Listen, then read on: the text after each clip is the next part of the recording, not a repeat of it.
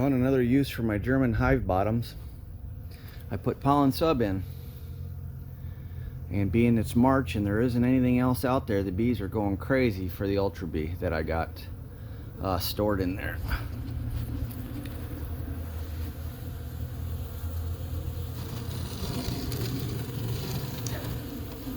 They are heavy in there, so that's good.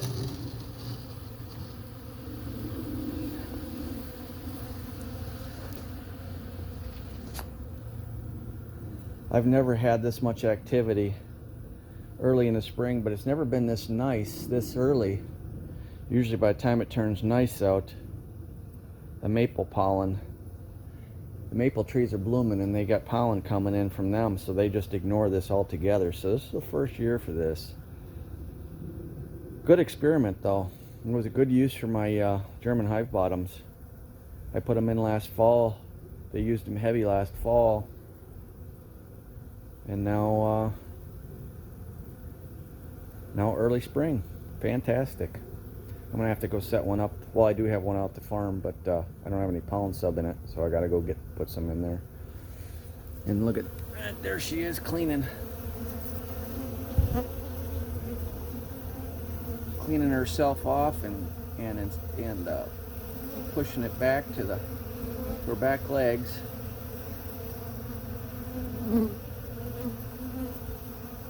And then off to the hive they go.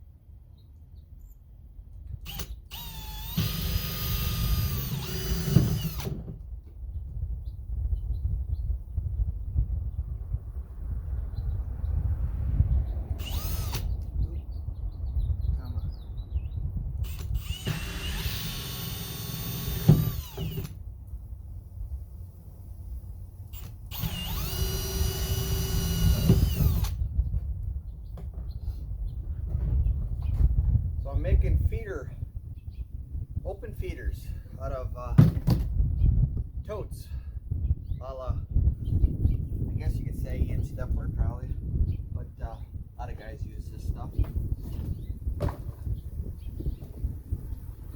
Just taking my, I think it's 1 3/4 hole saw and drilling 5 holes. Sort of evenly spaced. I don't think there's a specific formula for this.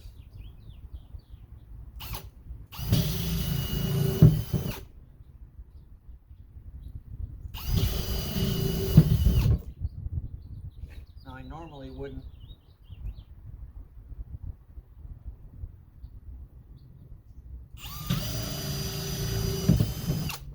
feed my bees this time of the year, but man, it's just they're just foraging like crazy. So rather than putting buckets on them where they're likely to really store it, I'm gonna make them work for it a little bit so that they can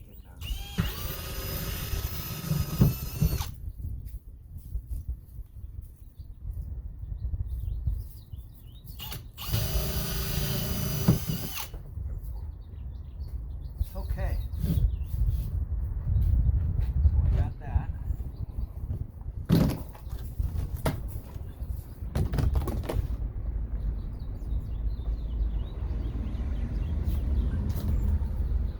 Just toss all these little dust away. I can probably smell it though. I am gonna get these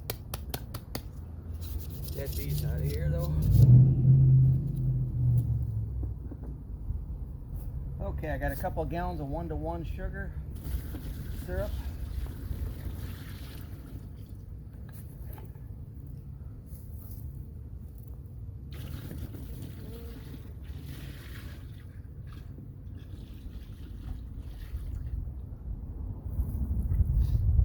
There's that. Good. This is, if I had time, I'd have just run over to the farm and grab some of his straw, but I didn't have any time to get over to my farmer, so this is, because this is just a little too cut up for me, but oh well. Do with what you got.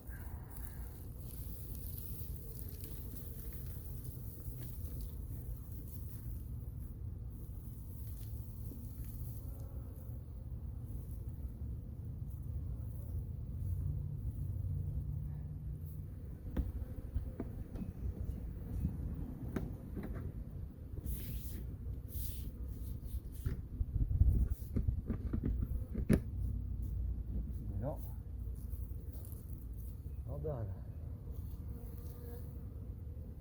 We'll have to check back in a little bit and see how it goes.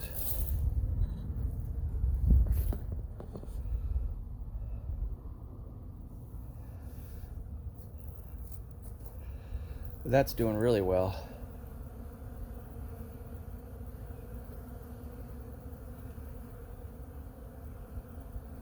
Matter of fact, I think I'm gonna have to give him some more.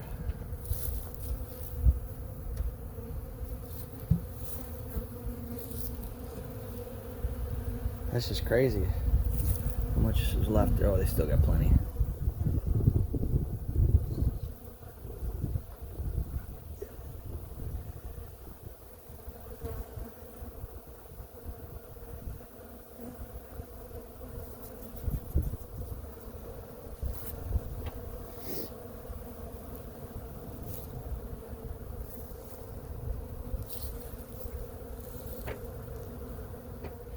Well, didn't take them long. Now they're all over the feed today. They weren't going after it right away. It took them a little bit, but once they did, man, they're going after it big time now. And they're still pretty heavy on the pollen sub.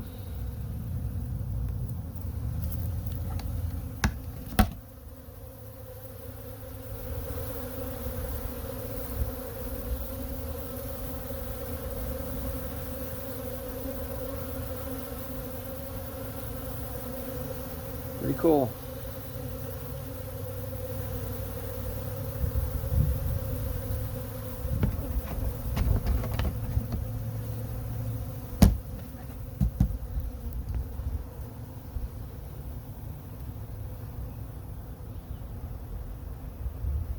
Beautiful day.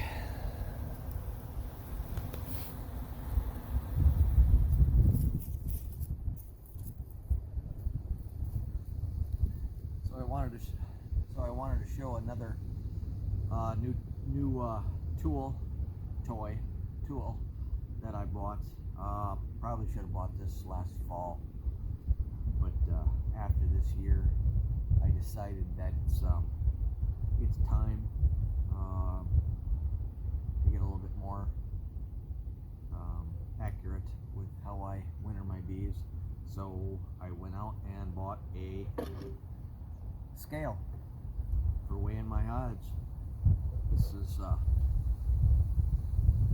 I don't know, it's a sort of like a postage scale. Weighs up to about 440 pounds, but I don't know, it's got about a 12-inch by 12-inch platform, I think.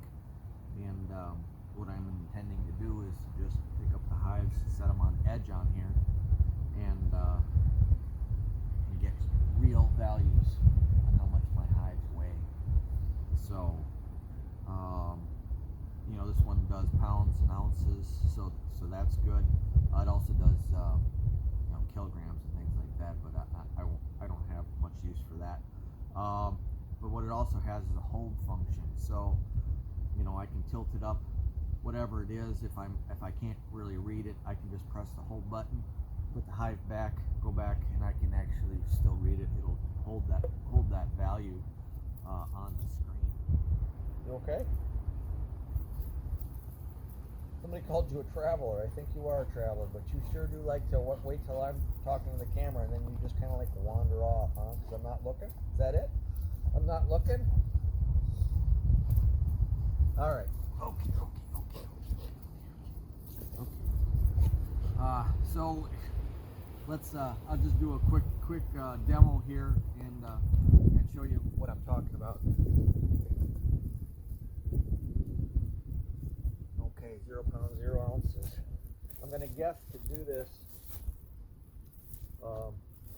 It's probably best to do it maybe, you know, without the bottom. So you crack the bottom board to make sure it doesn't stick. Come over, just set it down, and then just tip it up.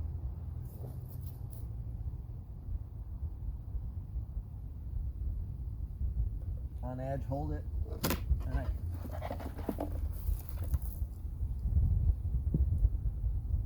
Pick it up and put it back, and then worry about it later. And this one reads, I don't know, you probably can't read that right now, but it's 45 pounds, 9 ounces.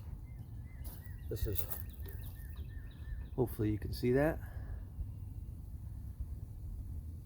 But very, very lightweight scale. Need a platform with it though, because it has 4 points of contact that it needs to make. So you got to bring a piece of plywood, something that doesn't flex too much. Just flat, that's all it has to be. But and to unhold it, you just press the hold button again, goes back to 0, 0. And you can also tear it out. I can stand on it here and hit the tear button, and now it's 0, 0. So now I can pick up a hive, literally stand on it, and it will tell me exactly how much that hive weighs minus my weight. So that's a cool function as well. Yeah, actually I can do that like this.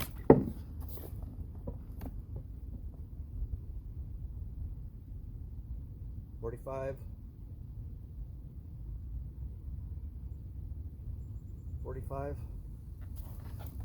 pounds.